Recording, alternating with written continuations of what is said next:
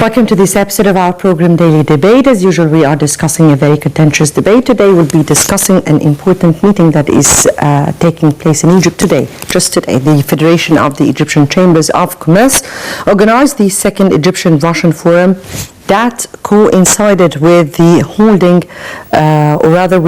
the joint Egyptian-Russian Committee meeting.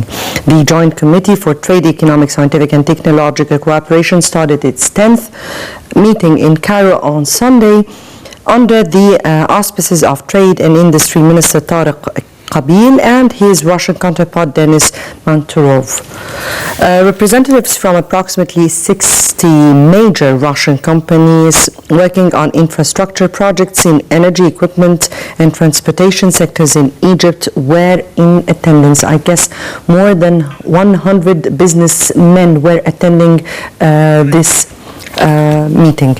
This will be discussed during our episode tonight. Before we continue on with our discussion, President Fattah al-Sisi met the Czech Republic Foreign Minister who is visiting Egypt today and discussed means of boosting bilateral relations. And earlier, the Czech Republic Foreign Minister met also with Foreign Minister Semeh Shoukry, and to highlight the meeting between the Czech Foreign Minister and, of course, Minister Semeh Shoukry, we have with us over the phone Councillor Ahmed Abu Zaid, the spokesman of the Foreign Ministry. Good evening to you.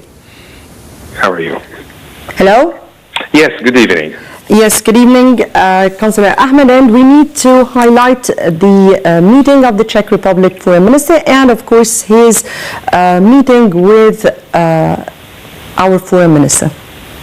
Well, as it was mentioned, the visit of the Foreign Minister of the Czech Republic is considered to be an important visit.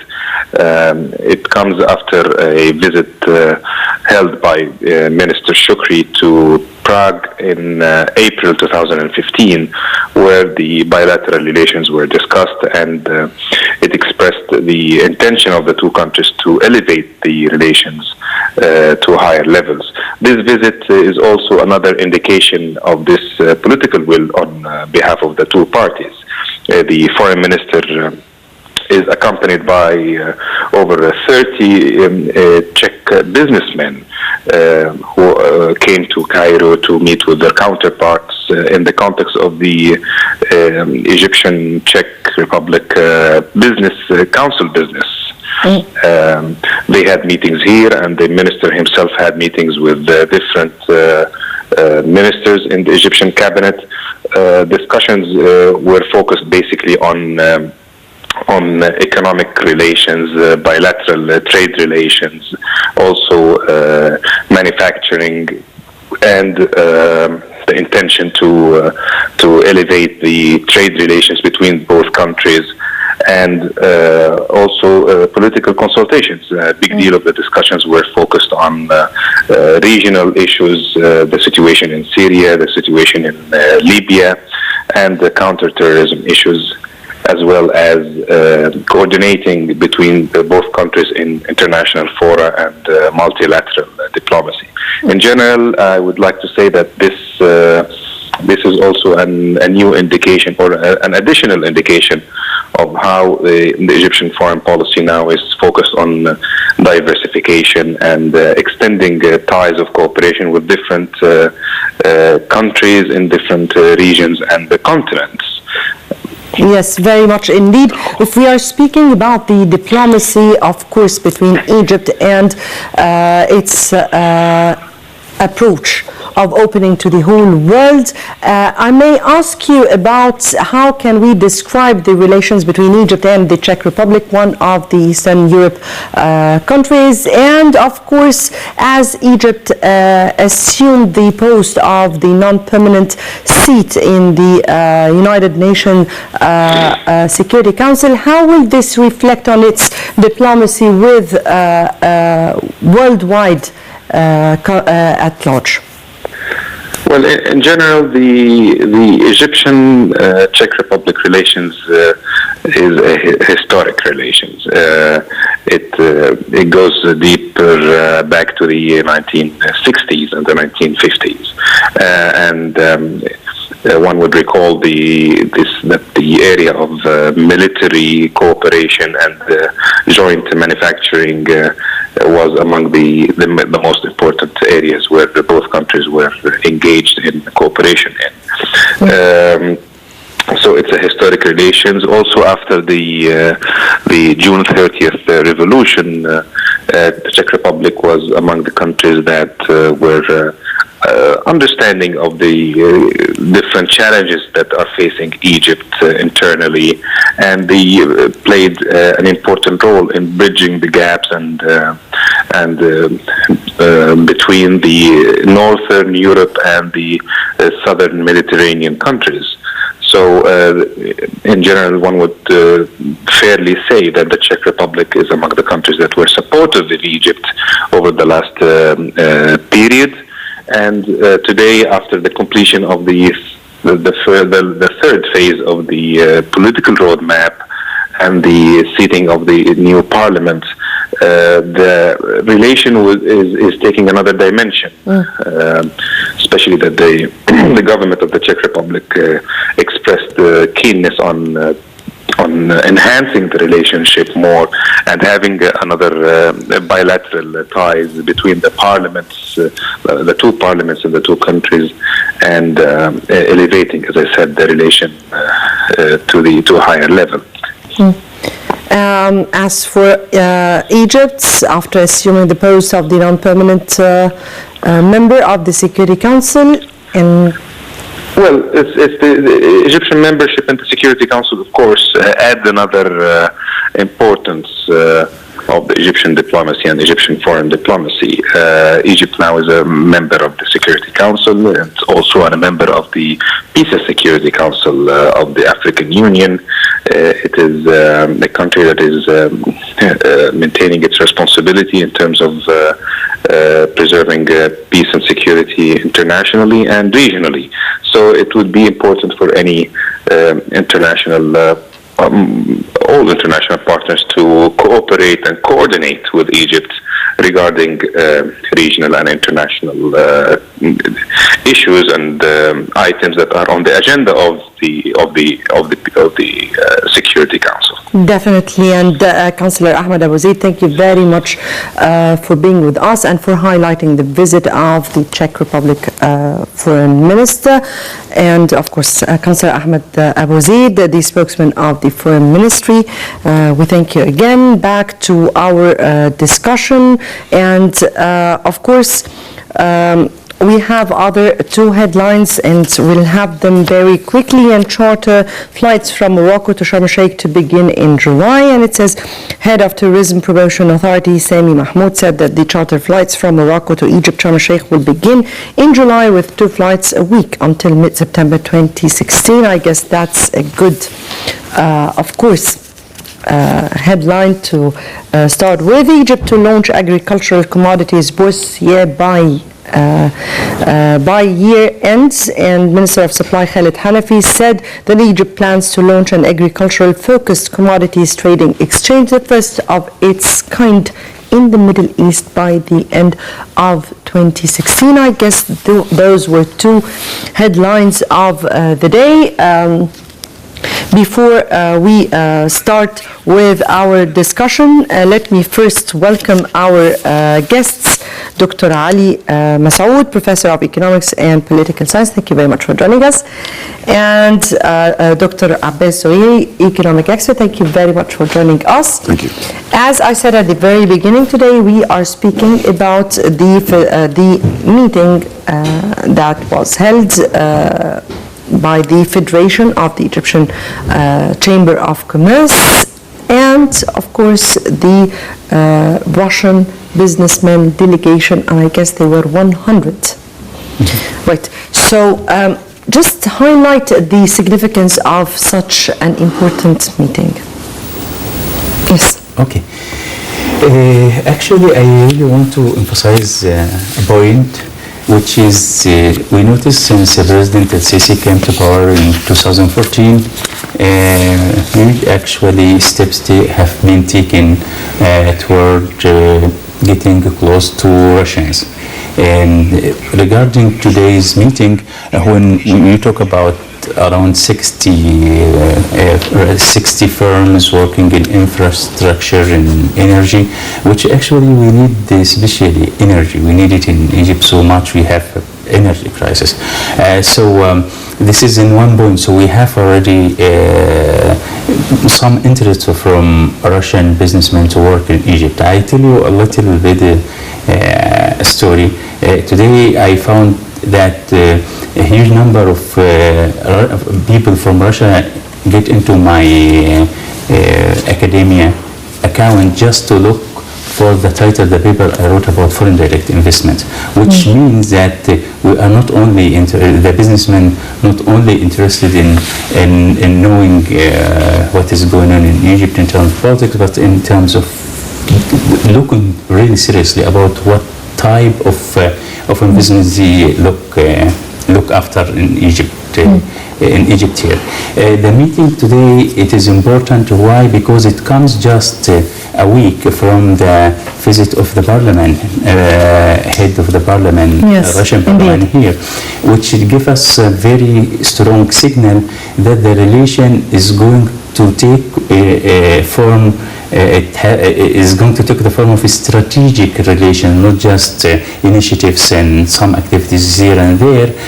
Why? Because when you want to institutionalize the relationship between two countries, usually the parliament do that. So by having the parliament here and after that the businessmen come here, this means that we really are going to have a new era, I'm sure about it, regarding the economic tie between Egypt and Russia.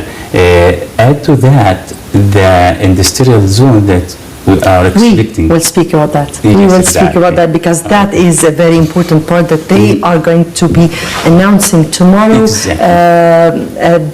The initiation of an a whole Russian industrial Exactly. zone in Eastern Port Side. Exactly. Yes, very much indeed. If we come back to what we were speaking about, and today 100 businessmen delegation from Russia came. They are speaking, as we said, from the rockets to what we can ever call all kind of investments.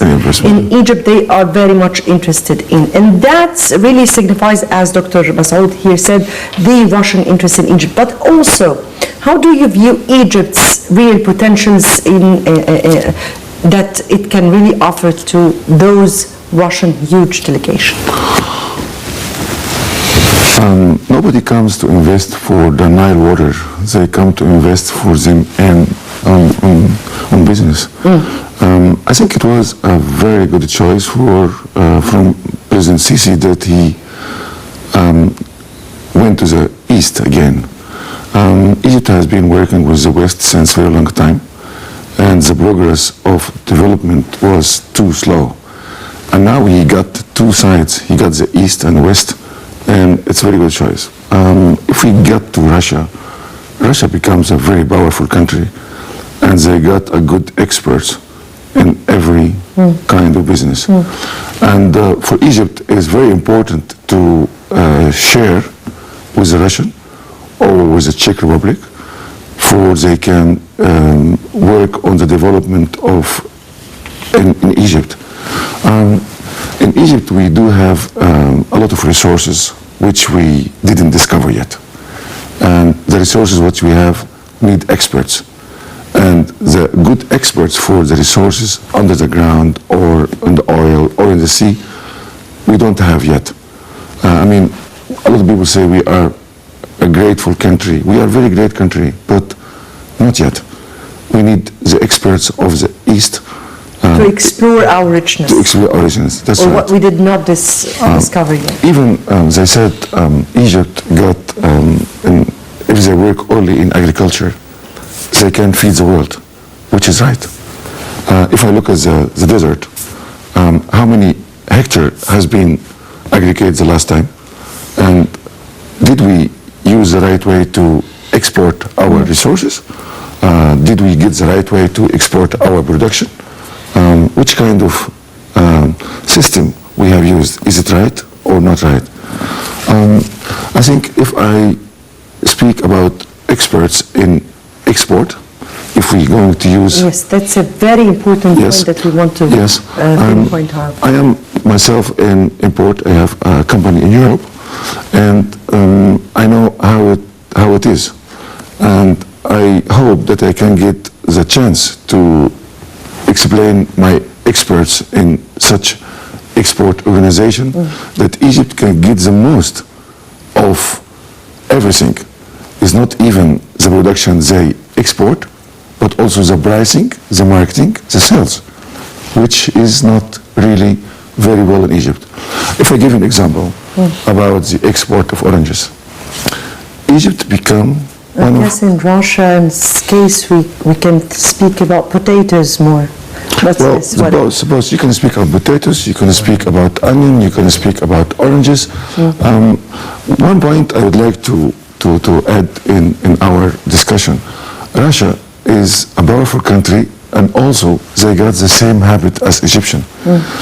In the Western country like Europe, the European people goes to buy one apple or two oranges or one grapefruit, but in Russia they buy 2 kilos or 3 kilo or 5 kilo. The amount of food they use is huge, like us, like Egyptian. And such country we need to export to it, because we have a lot to export. But how? How we can export? How we can arrange our export? If I see the last few years, I have lost a lot of money because of the Egyptian mentality of export. It is not the mentality you have to use in these days. Egypt got to have an export organization to collect all the exporter, and everybody can deliver a part. Why? Now everybody, everyone, every businessman export himself, which is not correct. Egypt got to have an organization to collect all the exporter, that they can work on the pricing and on the marketing, which one exporter can do. No, we'll speak about this because we need to identify exactly what you mean here exactly. But before going on to this Point. let me get back to Dr. Masoud and speak about another area or another distinguished area or another era of cooperation between Egypt and Russia, and this is the second forum, but also there were 4 meetings between President Fattah al-Sisi and President Putin, and those comes just to show the illustration of how relations are ongoing. So if we're speaking about these strategic relations between Egypt and Russia, how important are they? Well, first of all, I really want to highlight something that as we're really keen to have open a new era with Russians, they keen too to do the same thing. Yes. So it is a kind of win-win situation. Yes. Exactly. Why? In terms of politics, first of all, after the collapse of Soviet Union, Russians actually lost their power in the Middle East and influence in the Middle East. Now they really need a strong alliance. What is left in the Middle East to be a strong alliance is for sure is Egypt. For sure we need also political alliance in terms of international disputes in international relation, and Russia can support us in such things. This is in terms of military connections. It goes back to the 70s and even the 60s. Now you can see the Egyptian here the interest actually get together. You can find that President Sisi is his direction and intention actually to actually try to have the army get its weapons from different countries, not only Lebanon. So we need the Russian energy. It is a very important issue when you talk about the Dab'a project and which is a nuclear station, you are talking about $25 billion Russian investments. So this is energy we need it, and they have the experience, and they are willing actually to export it out. Why they willing to export it out? They have a financial crisis. The Russians still they have financial crisis. So I'm talking about the economy is negative growing this year. It is negative 0.1. So they need actually to work a little bit out. And here in the Middle East, you have Egypt in terms of the trade. Actually, the bilateral trade has growing, but the potential it is much more. We're talking about in 2013, $2.9 billion. This is the volume of bilateral trade between Russia and Egypt. In 2014, guess what? It reached 5.4 billion. It increased by 89% just in 1 year. Almost the double or a double and a half. Exactly, which means a huge potential. You are talking about now there is discussions between Egyptians and Russian regarding forming what we call it a free trade zone between Egypt and not only Russia, but the trade partners of Russians in Europe. So we are going to really not just economic or military or as individual relations. We are going to have a strategic partnership with Russia. Right. One of the most important issues that were raised during today was this issue you have raised here, and we've been speaking about in between the question I was asking, but it is Egypt's exports to Russia. And Russia has already said it is willing to increase Egypt's exports to its country. And hence we are, and the country is also very much in support of increasing its exports in order to fill the gap between its imports and exports, and so we can really save the foreign currency or even bring more foreign currency to the country. But you have been speaking about exportation and some difficulties facing this area. So I need to just clarify what you were saying, sir, so we can really understand what's going on, difficulties facing exportation, how we can arrange these difficulties in order to be able to be real exporters. And yes, please. My advice for all exporters in Egypt, and also for the Minister of Commerce and Industry, let's come to the point which we can arrange the export, because the export in Egypt is not well arranged. They export individually, and this kills the prices. There is a lot of concrete, a lot of unexpert exporters are busy with the business of export. If I get an example like Morocco, one example, Morocco export more than Egypt, maybe 65% more than Egypt, and they have a very good name. How they did that? They have an export organization which all exporters are a member of it, and he may not export individually. He may only export through this organization. If I take an example like Spain, they do the same.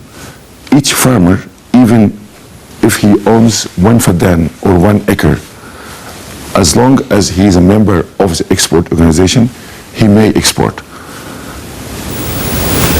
In this way, they can work out with a good pricing for the Egyptian production. But when they are... At least you define the prices of exportation for all goods, right? Yes, that's right.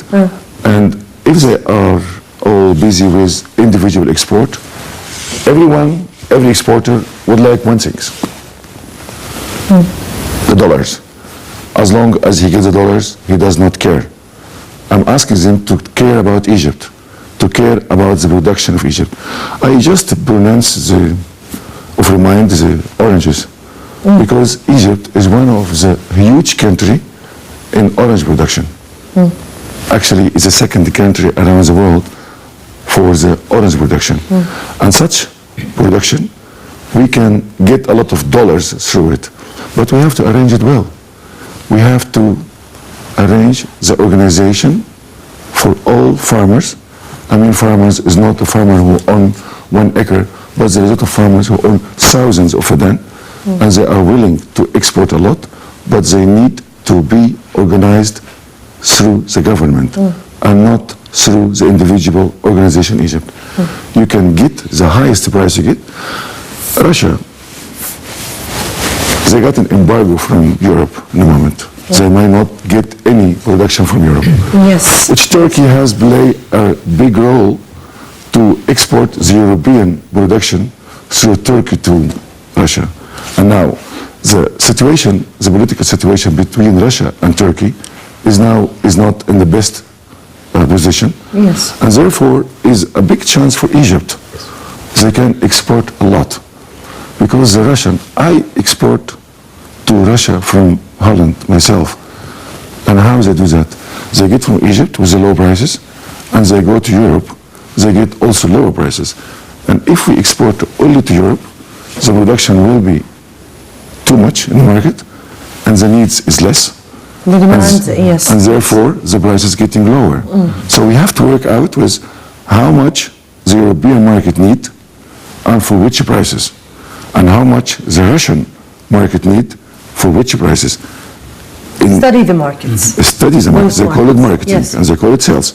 If we can arrange this, we can do it well. But in the moment, no.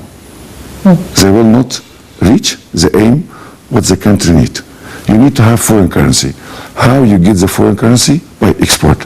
You can export your production to many countries, but just organized. Second thing, the agriculture. How can we export the best quality? The pesticide which we use for agriculture is not okay, is not good. We import a lot of pesticide which is forbidden for the human needs.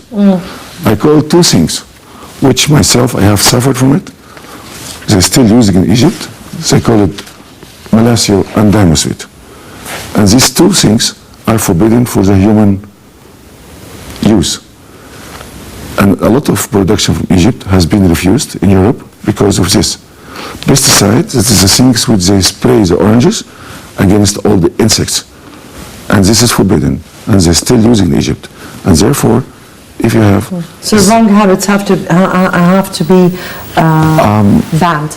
It is not a habit. It's something which you have in Egypt. And this can be arranged very well through the Minister of Agriculture. Yes, very much indeed. Yes. If I can add another point. Yes, please do. In 2014, because of the pesticide, the European Union was thinking about closing the export of the import from oranges to Europe from Egypt. And it's true. I have worked very hard, not alone, but I work very hard with the import organization in Holland, also with the commercial council in the Dutch embassy in Egypt. We've been together to the Minister of Agriculture 2 times for the 2 ministers, and I was really upset because they didn't do anything about it. So I didn't give up. I went higher and higher and higher to the Minister of Industry and Commerce in the time. He wrote a letter to the European Union in Brussels, and after that it took me a year. They opened the gate for the Dutch, the Egyptian production of oranges. If we didn't work hard on it, it was really bad for Egypt. And I'm glad that we did. So my advice to the Minister of Agriculture in Egypt, try to import the best pesticide which you can use for the agriculture in Egypt. Right. Before continuing on with our discussion, let me first take Ambassador Gamal Bayouni, who is the Secretary General of the Arab Investors Union. Thank you, sir, for joining us. Thank you, Mike. And of course, we are today speaking about the important meeting taking place here, and right now, I guess there is a dinner hosting the Russian business delegation. So if we may really know how significant is such a visit, what potentials Egypt can offer Russia, and what or how can Egypt really benefit from Russia? I am so happy on the professional level as a diplomat that we are bringing back all our old files where we were in a situation of success in our relations with Russia and the whole Eastern Europe. But in the last 30 years, this file was not taken care of. And instead of the Soviet Union and the Eastern Bloc were occupying more than 65% of our foreign trade, it fell down to less than 10%. So coming back to this very important market for us, I am happy for that. Mind you that the president is coming from Addis Ababa, that we are hosting the Russian, that we were hosting the Chinese president. So it means that we are opening all those files in order to penetrate all markets in all friendly countries, and with a lot of differences on both sides. On the Russian side and the Eastern Bloc side, they became more liberal, free economy. On our side, we became much more with access to many markets. Egypt now is not the market of 90 million inhabitants. It is a market of 1.2 billion inhabitants. I mean that if you export from Egypt Egyptian merchandise, then you are exporting to the Arab world, to the COMESA, and to the European Union, exempted from any tariff or any trade barriers.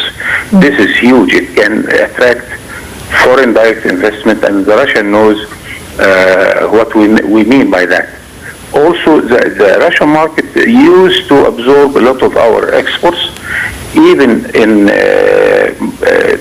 industrial merchandise for house, and of course our agricultural products, where we find a little bit difficulty to penetrate the European market with our oranges, with our potatoes, which is really gaining a lot whenever we export it. I am happy for opening this file. I am sure that both sides can benefit in this sort of relations. Yes, very much indeed. We've been speaking here about exports and how the country is very much keen to boost exporters and boost exporters, because exports is the real way to get more foreign currency. And I guess for Egypt right now, and it's for economic situation, I guess it's one of the few ways. Yes, it's very important for exports, for opening all new markets. But the main target at the end of the road, it is to create jobs. And if I tell you that each ton of potato I export from Egypt, it gains 4 to 6 jobs.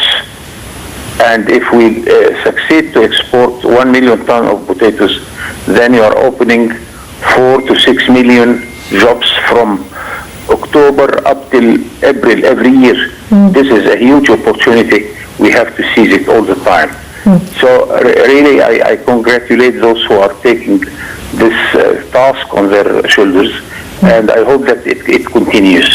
Finally, let me here ask you, sir, about what Egypt has to offer for Russia. I mean, what are the investments Egypt are offering to Russia today? Today we are talking about the new free trade zone, free industrial zone in the Suez Canal zone. Dr. Ahmed Darwish declared that 2 million square meters are offered to Russia.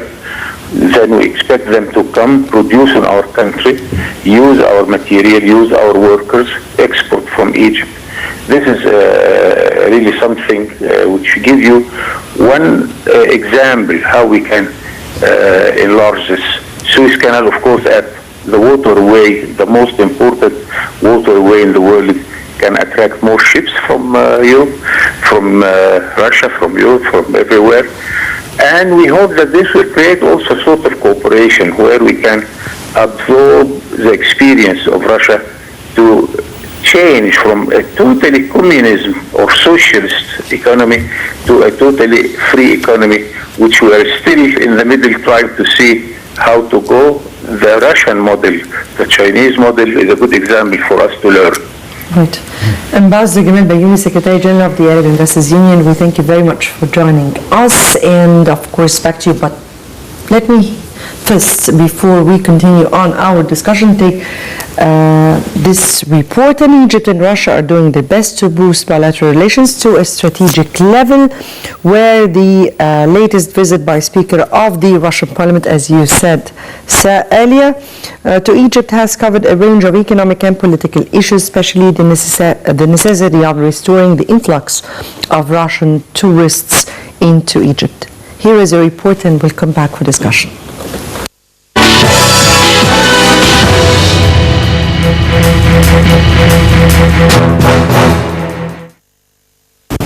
President Abdel Fattah al-Sisi met last week Speaker of the Russian State Duma, Sergei Narishkin, when they discussed the means of strengthening bilateral cooperation. Sisi and Narishkin confirmed they are looking forward to the resumption of flights between the two countries, given Egypt's significance as a tourist destination for Russian tourists.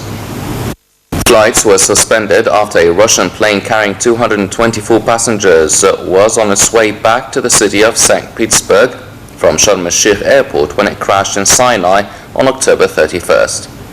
A presidency statement said that the meeting also addressed a number of regional and international issues of mutual concern, as Narishkin asserted that Russia is keen on consulting and coordinating with Egypt regarding regional and international issues, primarily combating terrorism and extremism in the Middle East and efforts to resolve existing conflicts in the region.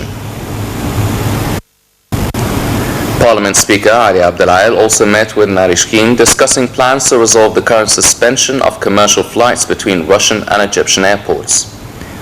Narishkin noted that the aviation authorities in Egypt and Russia are developing measures to ensure tourist safety. Russian Deputy Transport Minister Valery Okulov had earlier reported that the Russian commissioned report on the security of Egyptian airports will be ready for publication soon.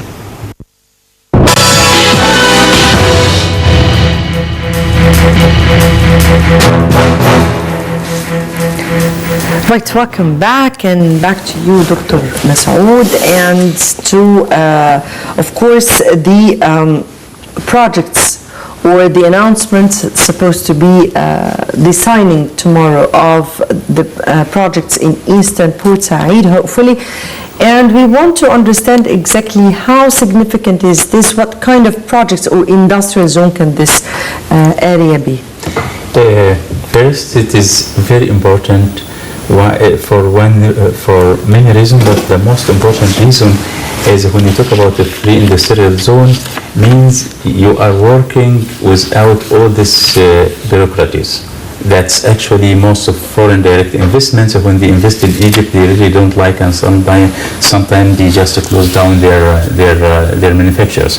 So having the free industrial zones means that it is under the umbrella of the government, and without all these bureaucratic and complications and so on and so on. So this is just a great idea to get foreign direct investment in one place under the umbrella out of all these bureaucratic procedures. So it is a very important thing. Regarding the sectors, the work, we don't enforce our investors to invest in specific sectors.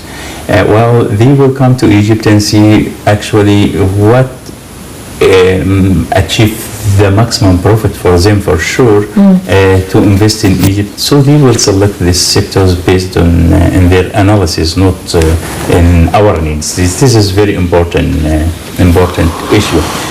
But one thing I really want to the Egyptian government to take in consideration while having this industrial zone in Suez Canal region.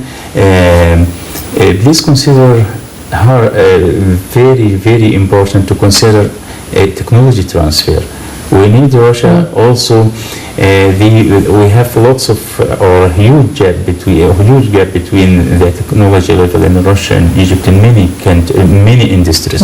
So by getting this advanced industries and developed industries working in Egypt, well, this is our part, the second part of the government, or the second role of the government. How can we have a strategic plan to, through this project, to actually transfer technology to other sectors in Egypt? It's very important. Yes, very much indeed. Let me here just take a quotation here from the Secretary General of the FedCoc, or rather the Federation of the Chamber of Commerce, and he said that the bilateral meetings will be held between companies and authorities operating in the fields of transport, oil, electricity, aviation, military production, supply, internal trade, health and agriculture. All these are areas to be discussed between businessmen, Egyptian and Russian. Yes. If we're speaking about Russia, then we also have to say that there is a kind of consensus between the Egyptian and the Russian constitution. Of course, that is regarding the promotion of the private sector. And I guess this is according to their own articles, which is Article 12 as written, and Article 27 in the Egyptian constitution. How is this, or how could this reflect on the Egyptian-Russian business or the work together? I don't think that will be difficultly to create a good climate for working between the Russian and the Egyptian. If I get back to the mentality, it's nearly the same, and this makes a lot of difference in making business. The private sector play a big role in a big company in Egypt, also in export. I'll get back to the point because it's very important. And you mentioned the project of agriculture. I just would like to add my point on agriculture because we need it badly. Of course, we need the industrial projects as well. We need the energy. We need a lot of things. But if I take an example about wheat, which our production in Egypt is about 8 million ton a year. We use about from 12 to 15 million ton. If we get back to Russia, they are experts in agriculture in wheat. If we could use the experts of Russia for aggregate the wheat in the desert, because we product about 8 million, and the way we keep it, it's very wrong. Because we keep it in open area, we lose about 3 million, so we have only 5 million left. So we import about 10 million ton of wheat from Russia, from Ukraine, from the States. If we get the expert in Russia, we could use this in Egypt for the production of wheat, then we don't have to import from abroad. That's one point. The second is the energy. If we get back to the sun energy, which Russia is expert on it, like China, we can go further and save a lot of money. Yes, that's very much renewable energy. It is, and it should be focused on very much indeed. But getting back to what you were saying, sir, and wheat, importing wheat from Russia. We all know that wheat is from the agricultural products that needs lots and lots of water. And I don't know whether it is better for Egypt to continue on importing it from Russia, or to cultivate it in Egypt here? So I think you mixed up. The rice needs a lot of water. and But wheat does not far as I know. need a lot of water like aggregate banana or rice in Egypt. We have a lot of water in Egypt. A lot of people said we have a problems of water. I think there is experts in science like Dr. Farouk Abbas, which he has made a big file about how many water under the ground we have. That's not our issue. No, but anyhow, I think we can aggregate wheat in Egypt a lot, and it does not cost a lot of things, a lot of money, but that needs system from the Minister of Agriculture.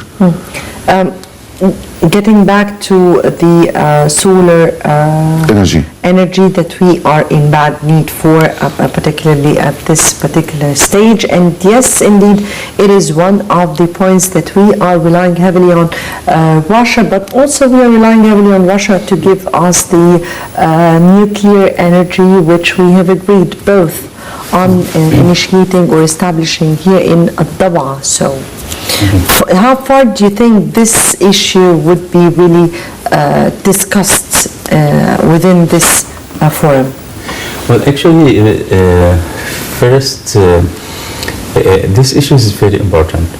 We have really not energy problem in Egypt, we have energy crisis in Egypt. So we really have to work very hard in diversification the source of energies. So talking about solar energy, it is one part, and the government now is doing a huge effort actually to push up actually solar energy.